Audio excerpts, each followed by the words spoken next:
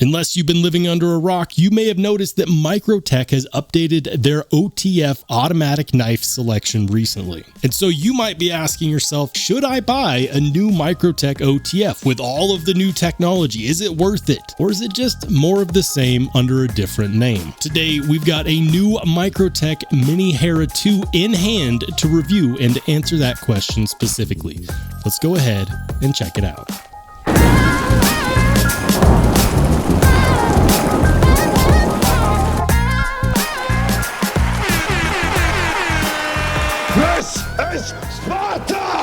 Hey, how's it going, everybody? If you're new here, welcome in. And if you've been here before, smash the like button on the way in. I'm Rollshambo, the connoisseur and collector of all things sharp and shiny. And today we're checking out a brand new model from Microtech. And big shout out and thank you to Don Farmer of dnknives.com for lending this new Microtech Hera 2 Mini to me, because without that, I would not have the opportunity to check out knives like this as frequently as I would like. And I've got to say, typically speaking, I am not the greatest automatic knife fan. I prefer a manual action. I find them to be more reliable, but there's always exceptions, and OTF knives have always been one of those forbidden fruits for me. It's just something that I really find myself enjoying. And so, of course, I have a regular Microtech ultratech. This one was born back in 2020, year of the Rona, and so I've had my experience with Microtech. When I first started hearing about how they were making changes and how they were updating certain things, the first thought in my mind was, are they actually making improvements, or are they fixing issues that never existed in the first place? And so that is why I'm excited, because now I finally get to see for myself. This is the first chance I've had to really check out a new gen Microtech OTF knife. If what they've done on the LUDT Gen 3 is any indicator of the direction that they're heading, I'm really excited, because they're making changes that actually matter. And there's a lot of companies out there, especially American-made companies, that are resting on their laurels and that are not actually making improvements. They just keep selling the same knife and making the prices for that knife go up. And meanwhile, Microtech has been doing a phenomenal job of standing pat on their pricing and not really raising things all that much. So this is a bayonet style blade, and it's going to be kind of reminiscent of the Microtech Glycon. They call it a bayonet. It's pretty dang close to a dagger, but the difference is that it's not a full secondary edge. You get a little bit of space right there. You know what? I actually do prefer that, because if you do need to choke up past the button, you at least have a landing spot where you can do that from. Otherwise, the other changes we're seeing is we've got some extra milling here on that slide, on that trigger, and they're calling those little milled out indentations the crud cutter. It's supposed to trap debris in there so that it does not interfere with the action of the button. They changed the pocket clip style around, and they also changed the glass breaker style around. The pocket clip is now, instead of being a stamped steel pocket clip, that is a titanium pocket clip with, of course, the ball bearing right there, which, for those who didn't know, that is actually a Todd Begg design. Todd Begg actually designed the first pocket clip with a ball right there. And the benefit of that is easy in and out of the pocket. It's not going to tear up your jeans, which is nice. Yeah, I'll say it. It's nice. Another update, you'll notice we have Torx bit screws. Now, fair warning to anybody out there who looks at this and says, now is my time. I'm going to take this thing apart. If you do that, and you are not able to get it back together, don't send a bucket of bolts and parts to Microtech. They will not like that. They will not warranty that. Otherwise, Microtech has a very good warranty. They'll sharpen the knife for you. They'll fix it for you for life. They make a knife that is supposed to last a lifetime.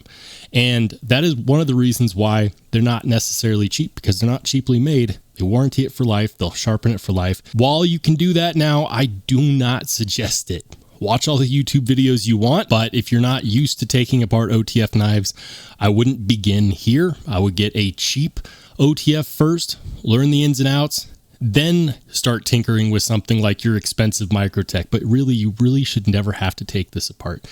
And if you do, you're better off just sending it into Microtech. Aside from that, the pocket clip is fully reversible, and you can do that yourself. Check that out. The update to the glass breaker is something that I'm really, really happy with, because the issue that I had with the previous glass breaker is that this is a tool that 95% of people that buy this knife are never going to find a use for. And it sticks out of the pocket. And it's not that it's super uncomfortable, it's just unnecessary. It sticks out. It's this little thorn that sticks out, and I'm just not a big fan of it. It's not low profile at all. It extends the knife in a non-meaningful way for most people.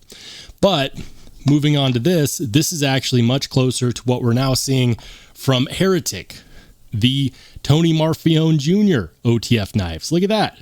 Yeah, I'm seeing some similarities there. I like it.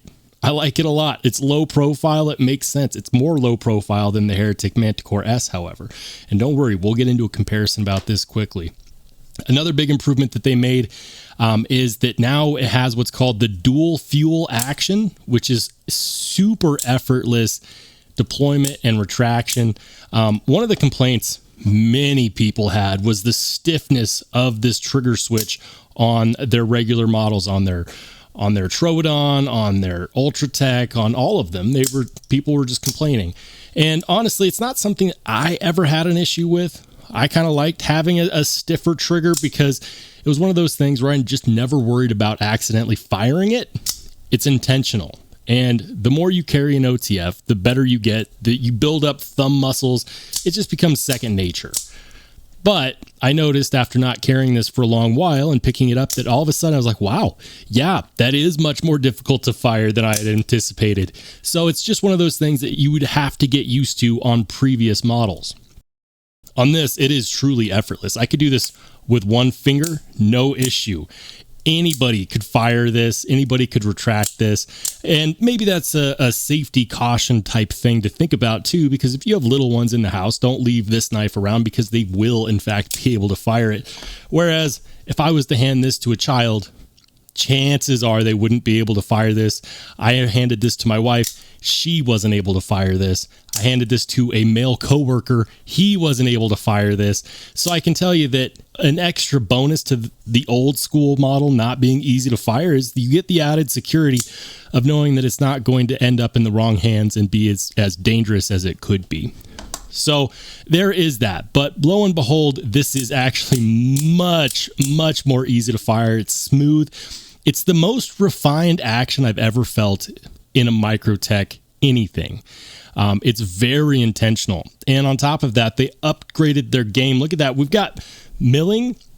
So we have a nice chamfered handle scale, and then they milled out and engraved the Microtech logo there, which of course is a big upgrade from the etching that we had on the previous model. Otherwise, it's still M390 and aircraft grade aluminum. But something that I really like about this one is that even though this is the Mini, it actually feels like a full-size OTF. Let me show you what I'm talking about. So the ultratech is kind of their flagship full-size OTF. And if we were to go blade to blade, it's actually not that much shorter than a regular ultratech blade. And this is the Mini. That's outstanding. Now, apples to apples, if you were to look at the Heretic version, or excuse me, the model that would compete directly with Heretic, from glass breaker to glass breaker, you'll notice that the handles are almost identical in length, but you get a longer blade out of the Hera 2 Mini. So I love this Heretic Manticore S. It's such a phenomenal knife. It is a little bit less expensive than the Hera 2 Mini. The Hera 2 Mini on dnknives.com is coming in at $297, and I will link to it below. And guess what, guys? I do have a discount code.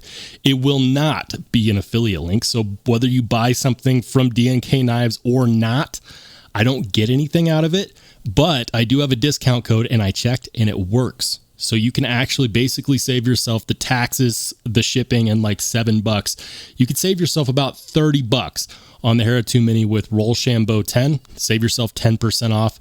Why not? Do something nice for yourself. Without a shadow of a doubt, this is the easiest to manipulate action and the smoothest action that they've ever done. But I do think that it makes this more refined and it showcases what they're capable of. And also on the new model Microtech ultratechs that are going to be coming out soon, we should be getting that legendary zero blade play that everyone refers to. Whenever I talk about an OTF knife, everyone says, oh yeah, but Grant and Gavin Hawk deadlock, blah, blah, blah, multi-$1,000 knife that you can never get. Microtech is upping their game, and they're very soon going to be releasing a $300-400 ultratech that does the same thing. So given the fact that they're one of the few American-made companies that is innovating, that is improving, I love that. I love that for Microtech. Say what you will, but they're doing it right in the OTF game, and they are continuing to be an industry leader in this space. I'm very, very impressed. As far as things that I don't like, nada tostada for $297. Yeah, I think that this is phenomenal for an OTF knife, given the quality, given the improvements, the innovation. I think that they did a phenomenal job, and I think that I would actually like to have one. I really do. It's the hard part is that this one is a loaner, so I might have to do something about that soon.